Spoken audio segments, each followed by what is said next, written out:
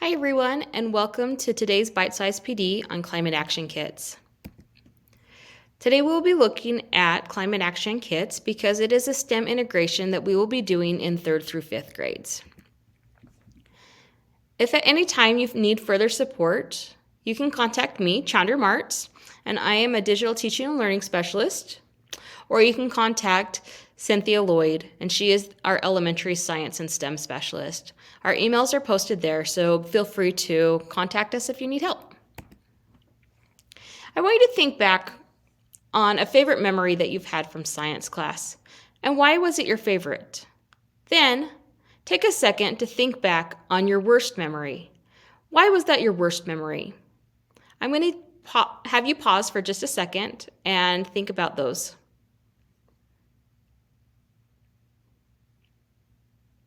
All right, so let's come back. And as we're looking and thinking about these memories, I'm going to guess that a lot of your favorite memories from your science class were based off of the experiments that you did or the discussions that you had, while the worst ones were probably when you were being lectured at. So when we are thinking about creating these STEM integrations, we really want to make sure that the materials and the tasks that we're doing are very hands-on.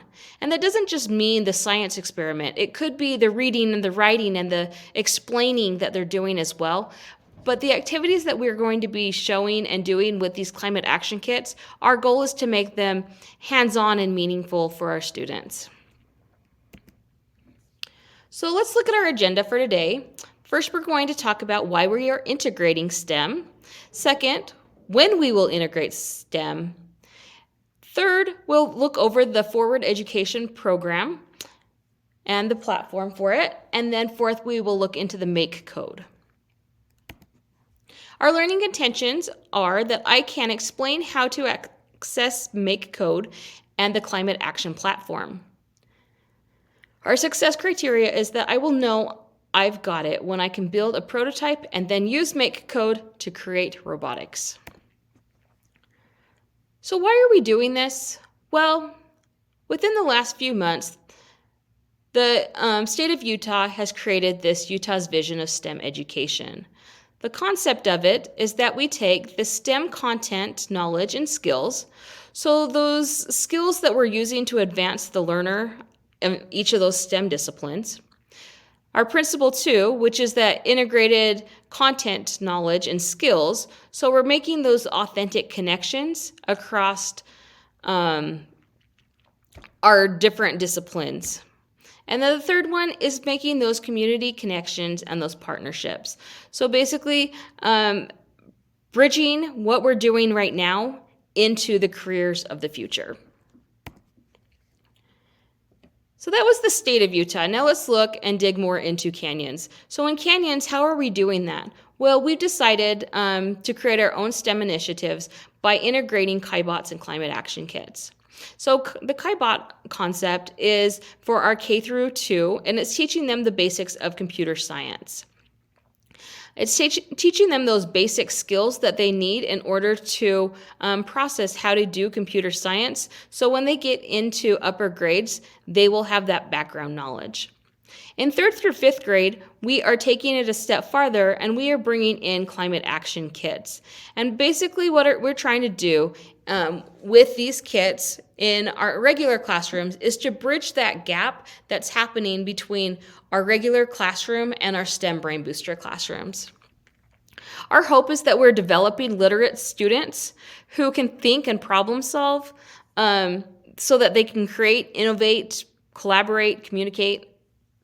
We're also trying to make sure that what we're teaching is equitable so that all students are able to have access to those engaging and challenging activities and that they create that diverse pathway for STEAM at all levels. So while this is our K-5 initiative, it does have that vertical alignment that will go up all the way in through our 12th grades. Okay, we're also looking at our computer science standards for K through 5 and trying to get those integrated. I'm going to guess that a lot of teachers didn't really even know that we had computer science standards, and so this is our way of ensuring that they are getting taught. Finally, we wanted to make sure that we are aligning to the Utah's vision of the STEM education that we talked about in the last slide. So our purpose of how we're doing this is that, number one, we want to make sure that we are following our district strategic plan. In the high quality learning section of that plan, it hits really hard on making sure that students are prepared and are getting a high level of education. And so one way of doing that is this STEAM initiative that we're bringing in. We want to make sure that we're following the standards of SEED, our ISTE standards, our math practice standards, and our computer science standards. So why are we doing this? Because we need our students to start thinking creatively. We need them innovating. We need them collaborating, communicating better, having that curiosity and that critical thinking and problem solving. We want them to make sure that they feel safe to be creative and to be innovative. And we want to make sure that our classrooms are actually embedding those STEAM principles. So we've created these lessons. Well, we're using these lessons to make sure that we are hitting those pieces at all levels for all learners. So the way we're doing that, again, in 5th grade is using these climate action kits. Our climate action kits are going to come in a green bin that looks like this. Normally they come with 15, so one of those bins is for each kit. The way that we've done it is we've broken that down, and so all 15 kits that we will be providing to a school will fit inside of that green bin, which will then, all 6 of those will fit into a black and white container that you guys will receive or have received at your schools. Within those kits, you will see that they have microbits, which is this little black thing, and we'll talk about a little bit later. They focus on block coding using MakeCode. They have servo motors that make things move, and then they have sensors. And these, all of these white things that you're seeing around here are the sensors that they will be using. The kit is also aligned lesson-wise to the Utah SEED standards, and we've made sure that we've made strong connections with the Utah standards for math and science as well. As we're looking at it, these kits also align themselves with the United Nations Sustainable Development Goals. So while Canyons is not currently using those, you can talk about them in your classroom if you choose to. They also have, currently the lessons are in English. There's a few of them that are in Spanish and French as well, and Chinese is coming, as well as the translations for all lessons, not just English. So as I kind of mentioned before, the kit is going to have, one classroom kit is going to be 15 of these smaller kits that we have broken down into those 6 boxes. And you can check those boxes out from your media center. Usually you'll have the team lead do that during the time that you guys need them, and then everyone in your grade level will use those throughout your time.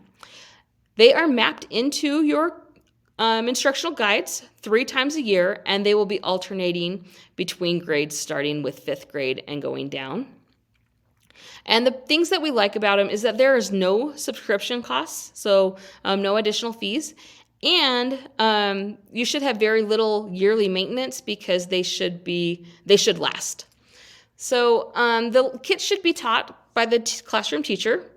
And if you were a DLI school, you may have different models, such as the English teacher teaching the full lesson, the partner teacher teaching the full lesson, or it could be a mix of both, where partner teacher may be teaching the lesson part, where the DLI teacher is teaching the challenge piece of it, etc. You guys can kind of decide how that best works for your school. So the schedule is going to look similar to this. So it's going to start in 5th grade and then bounce down to 4th grade, then bounce down to 3rd grade. It will go to the brain boosters for a time, and then it will start back with 5th, 4th, and 3rd, noticing that each group has it multiple times throughout the year, and third grade will actually have it being used in their end of year project, which is their last unit. In order to access these resources, to know which lesson you are doing when, you can go into your instructional guide. So let me show you how to get into that now. So inside of your instructional guide, if you go under the science section and you go to your scope and sequence, scroll down to that year at a glance, and you will get to a page that looks like this one. Right here, notice that it's got the science presentations, the climate action kit lessons, etc. So if you click on that, you will be able to see what I just showed you on the last page, okay? And it will have down here is the climate action kit integration lesson, where it's got what lessons are being taught during which time period, so which unit it's being matched with. Each of these lessons are about 45 to 60 minutes, so it's not like you're spending days and days and days on these. It's about maybe 1 to 2 days at max. Let me get back into my presentation. So if you have questions with that, you can go ahead and ask us. But like I said, the materials and lessons are going to show up right here. All right, so how are you learning about this? Well, this bite-sized PD is a great way to start. In addition, we are holding 2 professional learning opportunities with the Forward Edu trainers, and those are going to be offered either in person or hybrid. So you can either come to the district office or you can do it at your school via Zoom. And those trainings are being provided on September 9th and September 16th.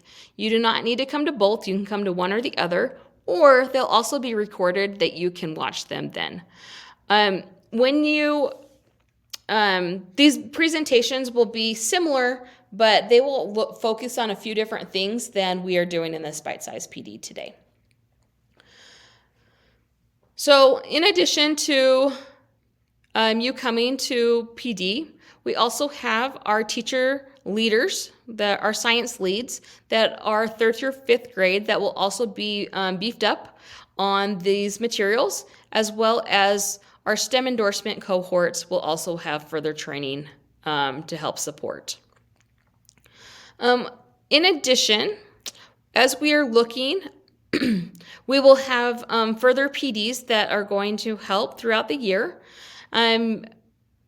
The training that we're doing, like right now, this bite-sized PD will be showing up on Canyons U, and we'll also be putting some of those professional learning opportunities inside of your instructional guides for you to watch. That could be done during a PLC or used as 32 hours, etc.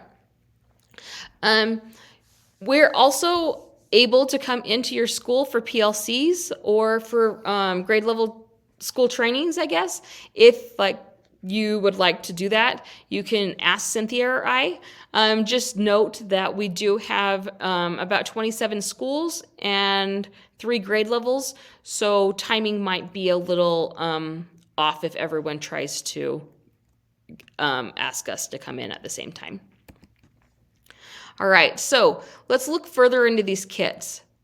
So these kits are cutting edge. We wanted you guys to know that we are one of the first districts in the state of Utah that are using these kits. So we're pretty excited to bring those to Utah. The kits are being housed at the schools. And like I said, they are available for checkout via that media center. All right, let's look at the overview. So basically when we're looking at these climate action kits, what the students are doing is they're learning a lesson and then they are building based off of that lesson. So they are doing the engineering piece, which is the actual hands-on building, and then they will use this microbit to do the coding for that, to make it move or to count or to whatever that is. All right, so what we're trying to do is create those meaningful experiences that bring that coding and robotics together into that one learning space. As we're looking at climate action kits, they've got a few pieces to them. The first pieces are the hardware, and that's probably what you're most familiar with, where they are building and creating. The next piece is that software piece. The students will use, it's called Make Code, and they will use step-by-step tutorials that can help them with the coding process. And that can be done in block coding, or as they start to progress their skills further and further up the line, they could get into things like Python or JavaScript. The third piece of it is the content. And one thing that we tried really hard to do is find something that could be implemented with ease for our teachers. And so this kind of has it all. That curriculum will take the students through and teach you and them what they need to know, and with very little prep work on your part. And then it has the hardware already built in, the software already built in, so that you can make it a successful year. Okay, let's look at the program now. We are going to be looking at the Forward Edu platform. So I'm going to take you into that. If you have not already created an account at District Day, or when Cynthia and I may have come into your school, you can do that by accessing this presentation. So not the video, but the presentation, and go in and click on this private LMS group.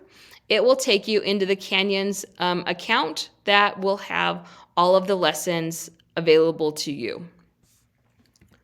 All right, I'm going to take you into the program, and then I'll come back to our slideshow in a little bit. So as we come into this program, I'm just going to go to the Forward Edu site. When you go to forwardedu.com, you will access it, and it will look like this. If you have created your account and you're logged in, you should be logged in with your CSD Docs account. If you are not currently logged in, when you click on this Lessons and Resources, which is where we're going, and the Lesson Library, it will have you log in over on the right-hand side. As I mentioned, you should be logging in with your Google, but because I have admin access, I will be logging in just with my email address. All right, so as we look at this, we had clicked on the lesson library. If you haven't, you can also click on it right here. But as you go into it, now you're going to start seeing the lessons. Based off of this document that we found in our instructional guide, it will tell you which lesson you are looking for each one. As I'm going into my lesson library today, I am going to go into the B's that third grade will be doing. It's called a B counter, but you can go ahead and follow along with me if you'd like to, using your curriculum.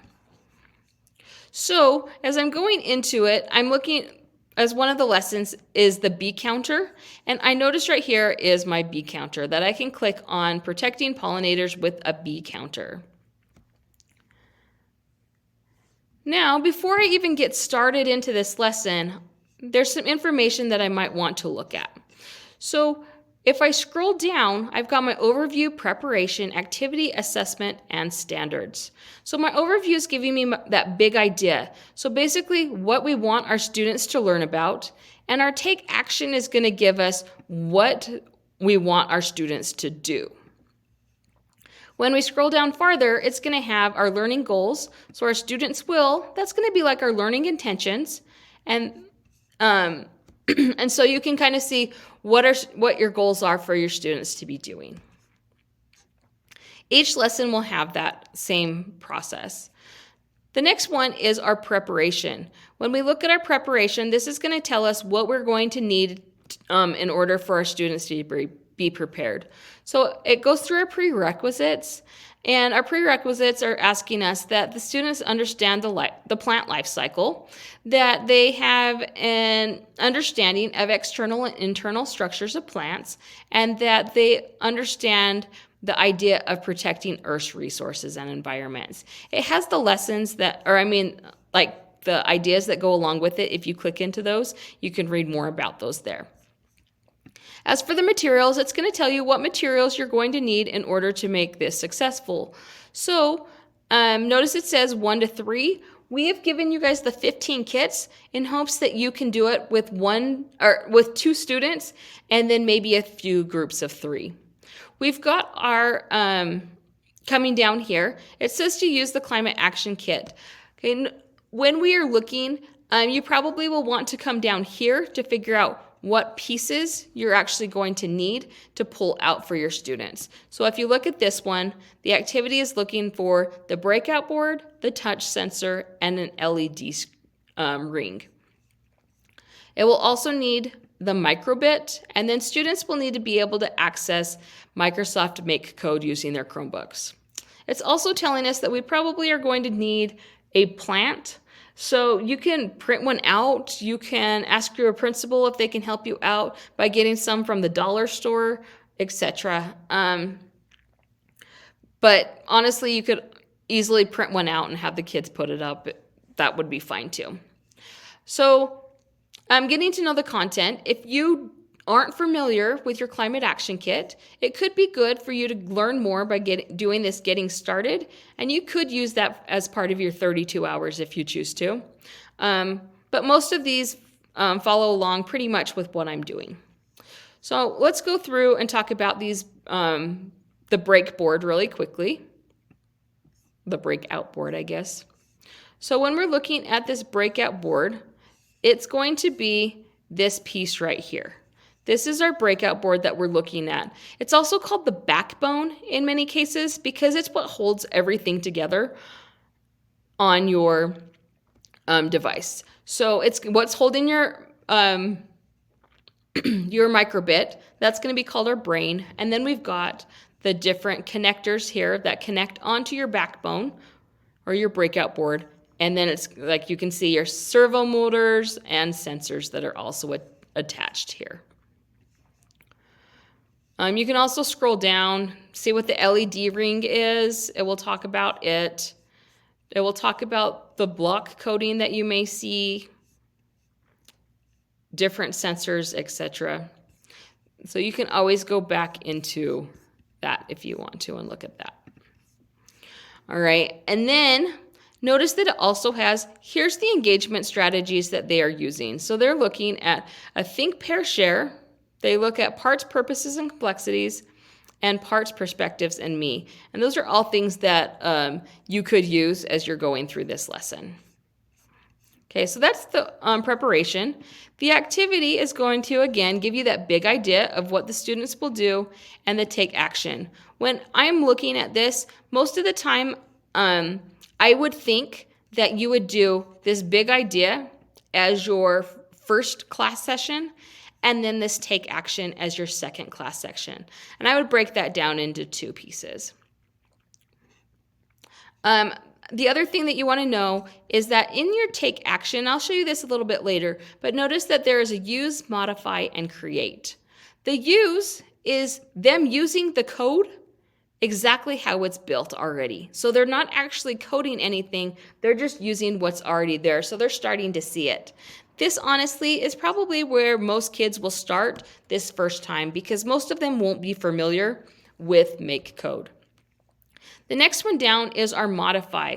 So this one is, it's teaching them how to do all the building pieces, but then it's going to give them extra challenges that they have to modify the code in order to do what it's asking them to do. So it starts to get those kids thinking a little bit differently and how to use their computer science skills. Then the third one is the create. So basically, it is now saying that they need to build a device to study bees. So it's giving them their success criteria, but it's not giving them how to do that. But it's telling them that they need to use these: a sensor, a variable, and a conditional statement. So basically, notice that these give tutorials and codes, and this one is just a blank project that the students can use. So we'll just show you that in a little bit more detail in just a second. Let's look at the assessment section now. In coding and in these processes that we're learning with the STEM integration, it's not necessarily about the final product that we're worried about. It's the process that it takes for them to get there. So as they are learning and growing and discussing and all of the things. We want to look at how to assess the students on that process. So you can do this in a couple of ways. The first one is by listening to their conversations or having conversations with them where they're describing, identifying, explaining. The next one you can look at is the observations. So as they're building, what are they doing? How are they testing their product? How are they debugging their code if they have something that's not working to ensure that it's functioning as intended? Okay, this is going to most likely be seen in that modify and create section, but there are sometimes some bugs that happen when they are just using that use because maybe they didn't turn it on or maybe they don't have it plugged in correctly. Different things like that could cause those bugs as well. Finally is that product that we talked about. And this could be something like they are labeling things or they are commenting on how they built something or they're showing those conditional commands, etc. And they're showing you that actual prototype that they built and created. Notice as you're looking at this, it kind of explains as you're doing this. This one would be in the use, modify, and create, where this one is just in the modify and create, and this one focuses mostly on the create. Okay. Over here, I did want to show you that the estimated time does show it's 45 to 60 minutes. When we're looking at that 45 to 60 minutes, that usually means that you want to do it, like I said, in 2 class periods. So broken down into the learning and then the doing. And the difficulty, so this lesson shows that it's 3 through 5. Some of them that we chose are actually showing that they're 6 through 8. And the reason is because we wanted to make sure that they were aligning with your curriculum. And when they align with your curriculum, we wanted to make sure that they aligned versus it being the grade level. The difficulty doesn't mean that it's going to be any harder, just the concepts are a little bit different because they align with these standards.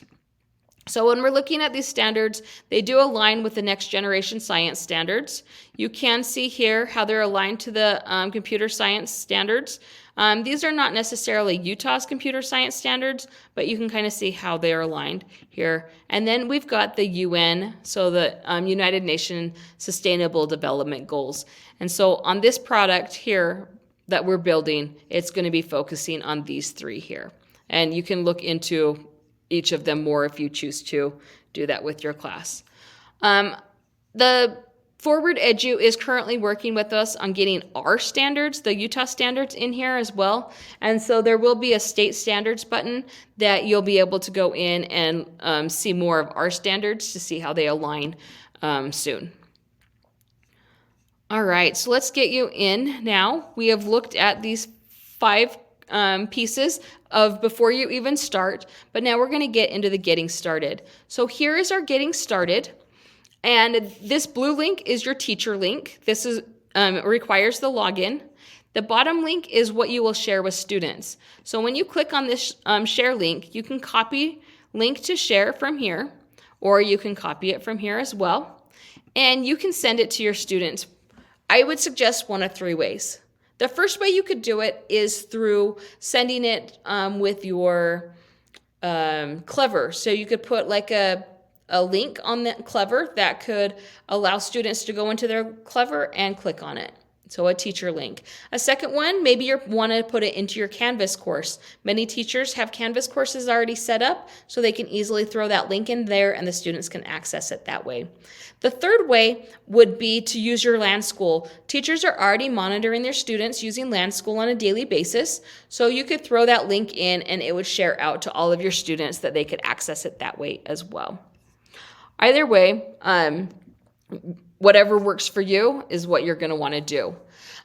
Please note that this share link will only work for 2 weeks and then you'll need to renew the code. So if you get your code ready in a PLC, make sure that you do that activity within 2 weeks of your PLC. Otherwise, you're going to need to redo that link. All right, let's go into the getting started. So notice a lot of the stuff that I talked about prior is now here. We've got our overview, our big idea, and our take action. These main ideas are going to be whatever lesson you choose, it's going to show there.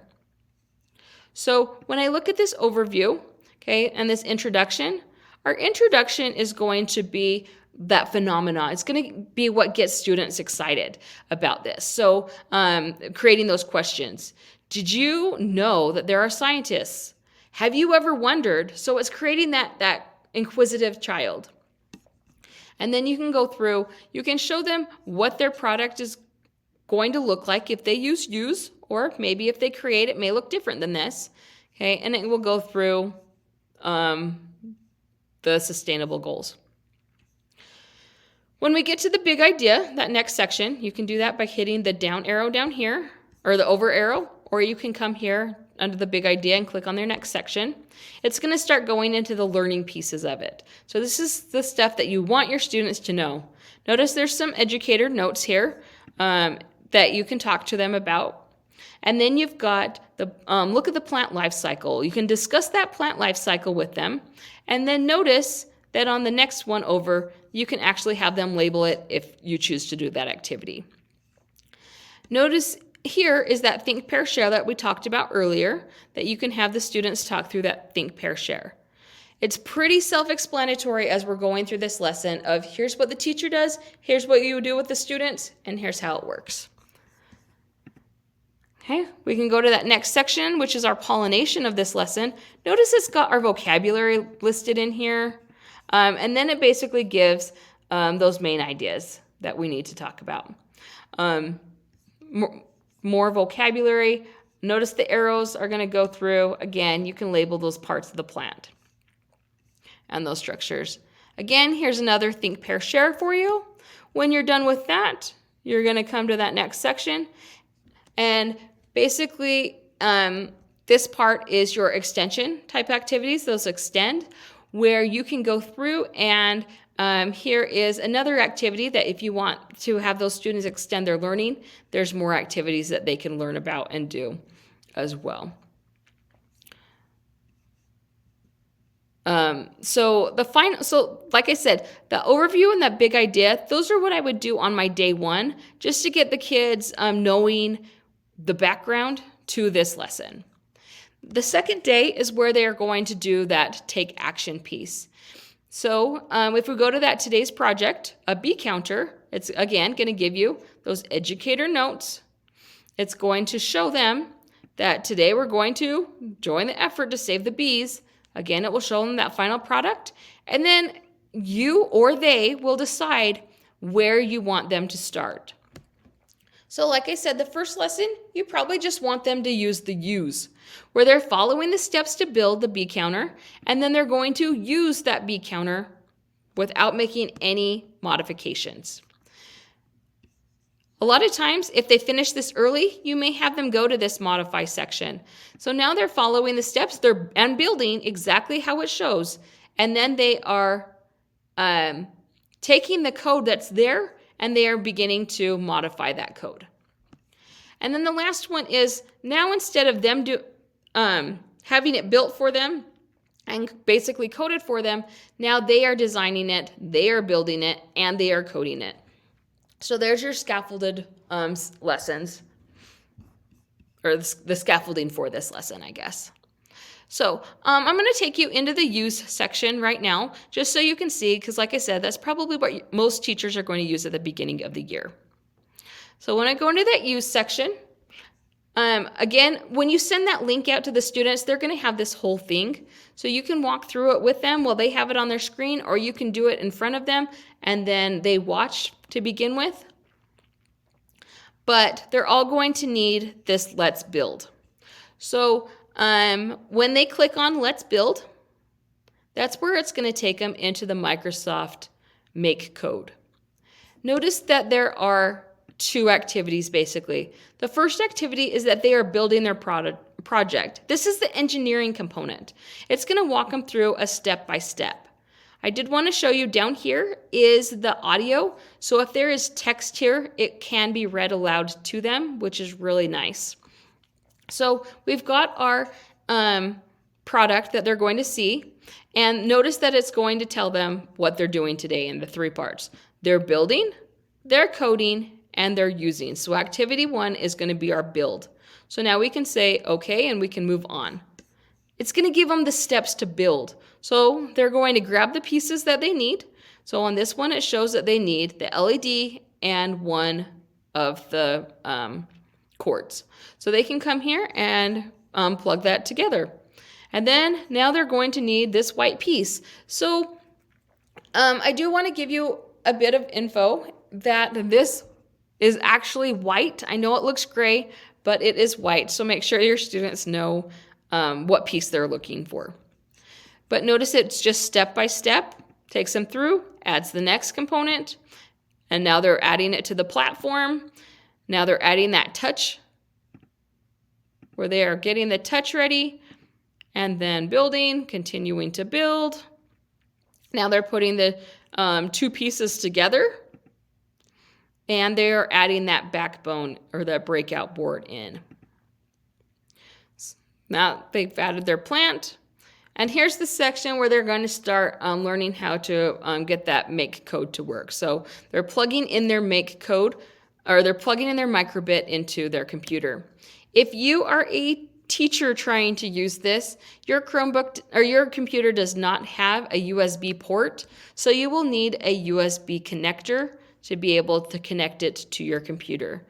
You can contact us if you need ideas of what to get, or many principals already have it. Or I know that when newer computers went out, teachers were automatically given that. So you may already have one of those. Okay, when we keep going, now it's time to code our project. So it's telling us that we need to make sure that our Climate Action Kit breakout board is turned on and the microbit is plugged into your computer. So notice it's showing this piece here, and it's showing that it's plugged in. If that board is not on, that will be a bug that the kids are going to have to work out. It's also showing them that they're going to have to download the code that's there. So it's basically showing them that these 3 dots right here, they're going to have to connect it, and then they will download it. And I'll show you that in just a second. So here we see our code. This code is the use code, so it's already giving them the exact code that they need. They just need to download it to their device. If they want to see how that code works, they can click right here and add that simulator, and then here's their touch. And every time a bee lands or they click on that touch, their number is going to count up. So in this one, it's only showing that use feature, that it's already there for them. For them to connect their device, they're going to come to these 3 dots. They're going to click on that connect device. Make sure that breakout board is turned on, and then they will click on download.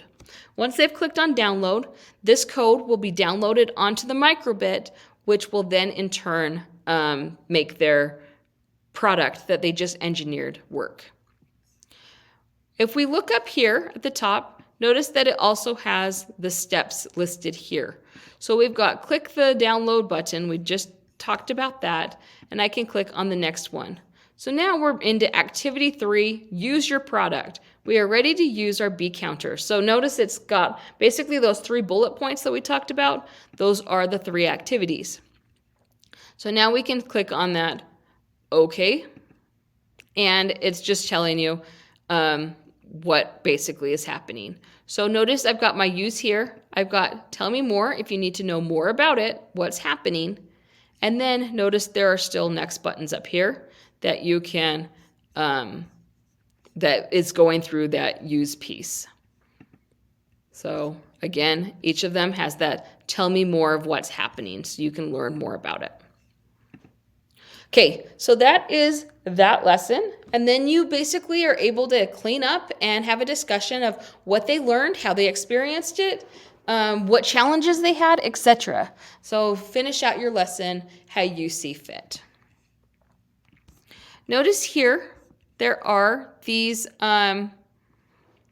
there are these light bulbs, and they a lot of times will give additional information if you wanted to know more. Or if something's not working, a lot of times those are going to help you figure out what's not working. Okay, I'm going to take you back really quickly. So we just looked at the use. I'm going to take you into the modify. The modify, again, is going to basically have those same goals, but this time they're learning to modify the code and learn how that works. So notice now they've got a few different bullet points here. Instead of just using it, now they're learning about variables and conditional statements. So when we go here to the let's build, the build pieces are going to be the same. That activity 1 is going to be the exact same that we just saw. And the coding is going to be there as well. Okay, but notice now when we go into these next steps, now they are, instead of using it, they're now modifying it. So when they go, it's going to talk to them about these variables. It's going to be super important, especially at the beginning when they're first learning, that they read this top part and this tell me more so they know what's happening and why it's happening. It's going to ask a lot of questions for them. It will have that tell me more. Okay, and so when it tells them more, it's going to give them what they need to be doing and how it works. And then here it will give them hints on what it will actually look like. So if they are not understanding what this means, this will give them the answer. I wouldn't give them that right off the bat, but some kids, when they struggle, if they get to that exhaustion point of struggling, that's when you can kind of help them out and kind of give them that idea. But make sure that they understand the why behind it. Okay, so those are the lessons. I'm going to go back to our slideshow now just to make sure that I hit on everything. We talked about the lesson library, talked about the main idea, take action. We talked about the use, modify, and create. Talked about that sharing link. Okay, when we're looking at this, these types of lessons, they do follow those 5 E's, and so that will help because that's what we're doing in science anyway. We talked about the make code. I will be doing another professional development bite-sized PD that focuses specifically on microbits and the make code. So if that's something you're interested, look for that in the near future. All right, just going into this little breakout board really quickly one more time.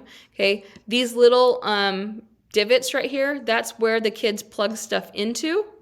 Here's your on-off switch.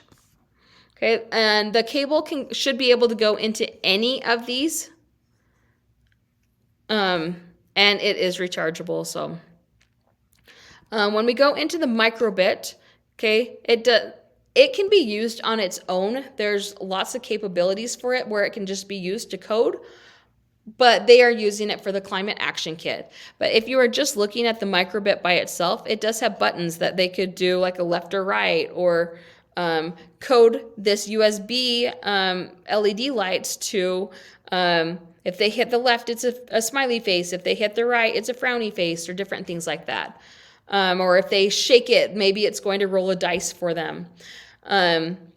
They've got like a processor, a compass, accelerometer. Like I said, I'm going to go more into a bite-sized PD on just the microbit, but know that this little microbit is a lot more powerful than what our climate action kits are having it do. We kind of talked about that already. We talked about the challenges.